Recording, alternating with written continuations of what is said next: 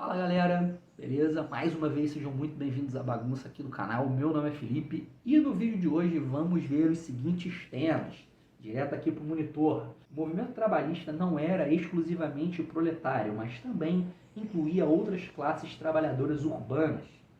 Os artífices qualificados, artesãos independentes e outros trabalhadores pobres ativos e conscientes politicamente lideravam os movimentos. A ascensão da indústria minou a força dos primeiros movimentos trabalhistas. O movimento trabalhista emergiu como uma poderosa força de autodefesa, protesto e revolução. Se você caiu aqui de paraquedas, meu amigo, não entendeu nada, a parada é a seguinte: eu estou fazendo um resumo da Era das Revoluções do Hobsbawm. Tem uma playlist aqui no canal com ele todo destrinchadinho por capítulos e partes, se tu quiser dar uma conferida, né? Um conhecimento completo sobre o recorte temporal da dupla revolução. E nesse vídeo aqui, esses temas que eu acabei de ler estão fechando o capítulo 12, é a parte 4 do capítulo 12, o capítulo inteiro que fala sobre a situação do proletariado na dupla revolução. O resumo está aqui no meu monitor, eu vou ler o resumo e trocar uma ideia com vocês sobre o conteúdo, beleza? Então, sem mais enrolações, deixa eu partir para a leitura. A propósito, cara, se não for do teu interesse o conteúdo em si da Era das Revoluções e você veio parar aqui por conta do que estava escrito na descrição do vídeo, né, no título da thumb, pode ficar que o conteúdo vai ser analisado. Tranquilidade? Então agora sim, deixa eu partir para a leitura. No período retratado, o movimento trabalhista não se limitou a ser exclusivamente proletário, em termos de composição, ideologia e programa. Ao contrário, foi uma frente comum que abrangia todas as forças representativas do trabalhador pobre, especialmente aqueles de origem urbana.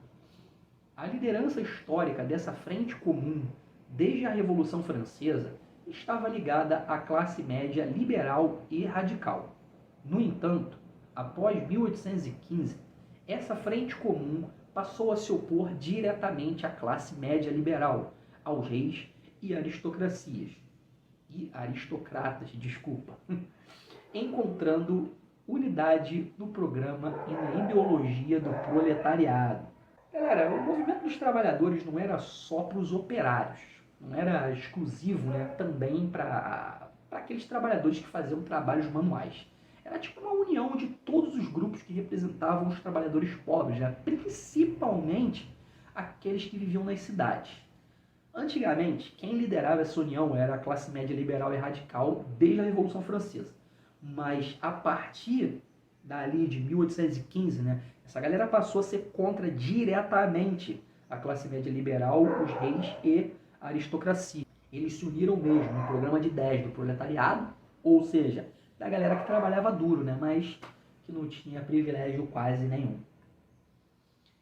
É notável que, nesse contexto, os trabalhadores fabris e industriais não eram a força motriz mais ativa e consciente politicamente. Em vez disso, os artífices qualificados, artesãos independentes e outros trabalhadores pobres, ativos e conscientes politicamente lideravam o movimento. Os primeiros sindicatos, como os de impressores, chapeleiros e alfaiates, exemplificam essa liderança. O surgimento do cartismo também refletiu essa dinâmica, com líderes como um marceneiro transformado em tecelão manual e outros artífices.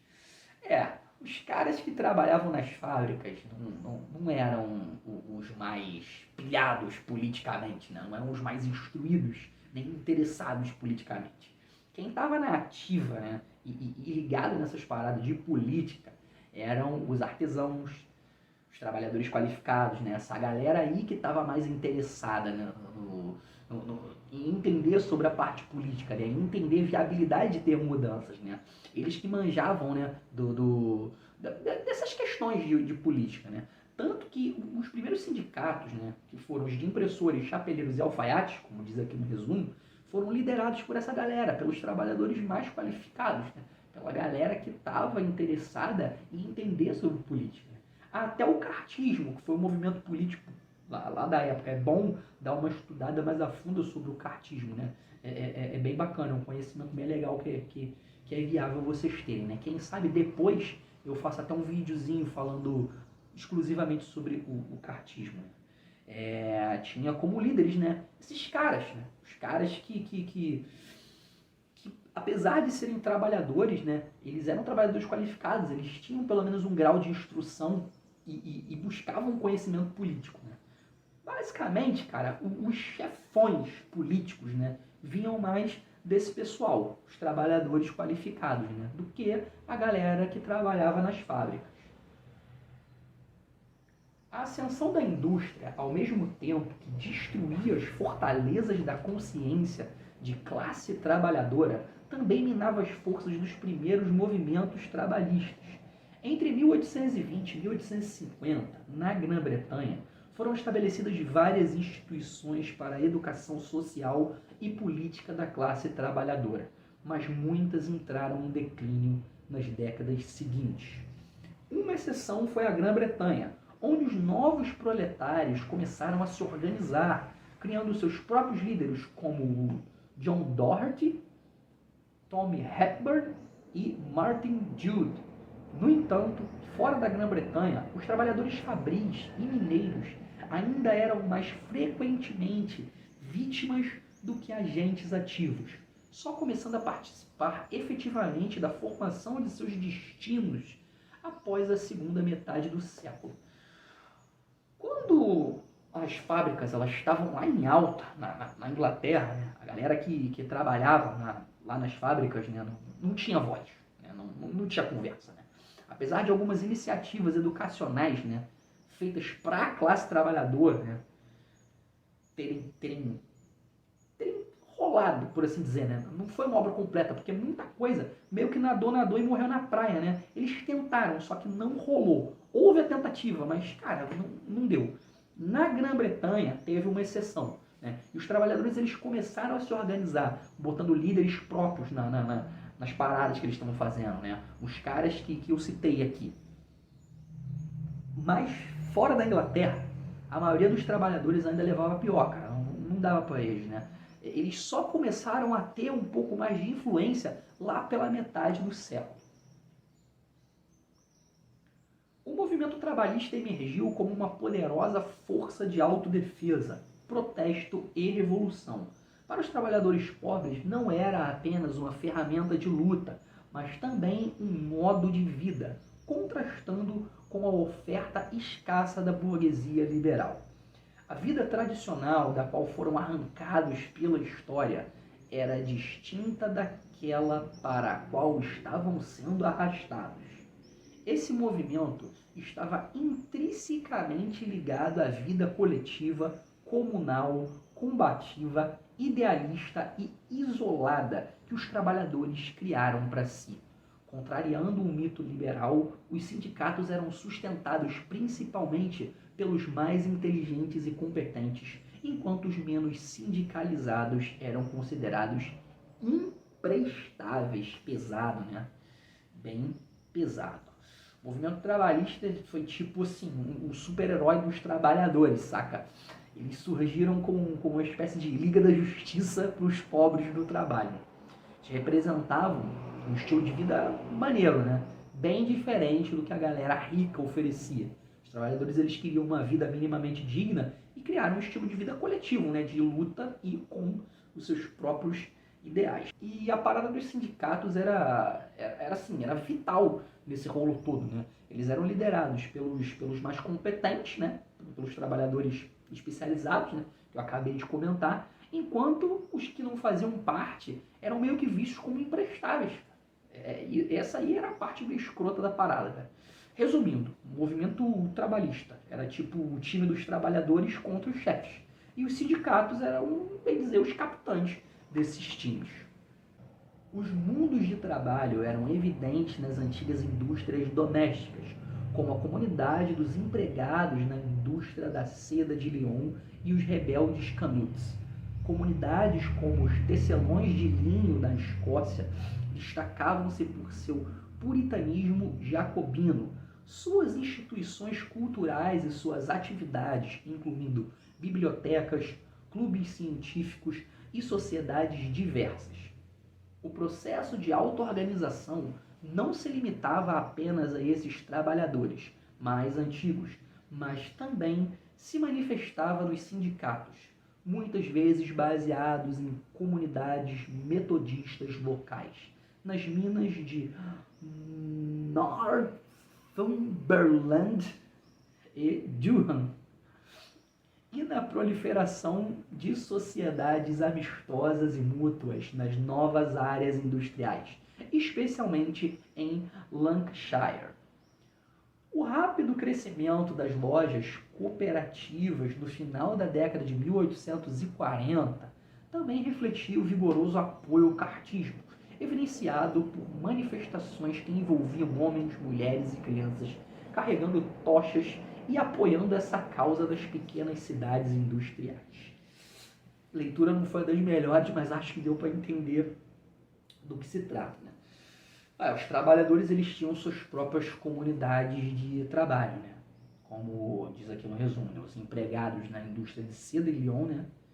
E os rebeldes canuts. A galera não só se organizava por conta própria, né? Mas também formava sindicatos e criava sociedades amistosas e mútuas nas novas áreas industriais, né? Principalmente em Lancashire. Além disso, lojas cooperativas cresciam rapidamente no final de 1840 e isso mostrava, né, apoio ao cartismo, né? Manifestações envolvendo pessoas de todas as idades, né, nessas cidades industriais. Havia uma marcante discrepância entre a apreensão dos ricos em relação à força dos trabalhadores pobres, temidos pelo espectro do comunismo, e a real organização desse novo proletariado industrial. Suas manifestações políticas, destacando o cartismo, eram mais um movimento do que uma estrutura organizada, unindo-se através de slogans radicais, oradores influentes como Fergus O'Connor e veículos de imprensa como o Northern Star. Tentei falar bonito, mas ficou horrível. Northern Star. Pronto, eu botei meu carioquês pra rolo. O protesto era expresso de maneira pública, mas a falta de liderança clara e coordenação se evidenciava, sendo a tentativa de estabelecer o Sindicato Geral em 1834 a 35 um grande fracasso. Bom, os ricos tinham medo dos trabalhadores pobres por causa do fantasma do comunismo. Isso aí era uma coisa que eles temiam bastante. Só que a organização dos trabalhadores não era tão poderosa quanto os ricos temiam, quanto a classe média temia, né? As ações políticas eram mais como movimentos soltos do que uma estrutura organizada, né, por assim dizer. Eles se uniam através de slogans radicais, né, líderes influentes e meios de comunicação, fazendo um barulho, né?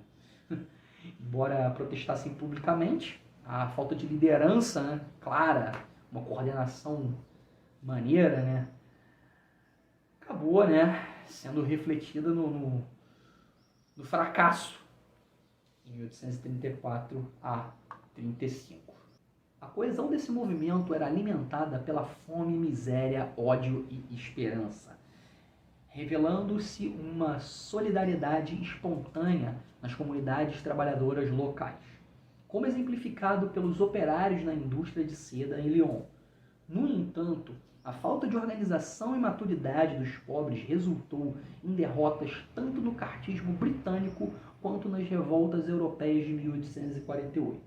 Apesar da presença numerosa e desesperada dos pobres, o movimento carecia de uma estrutura capaz de transformar a rebelião em uma ameaça duradoura à ordem social.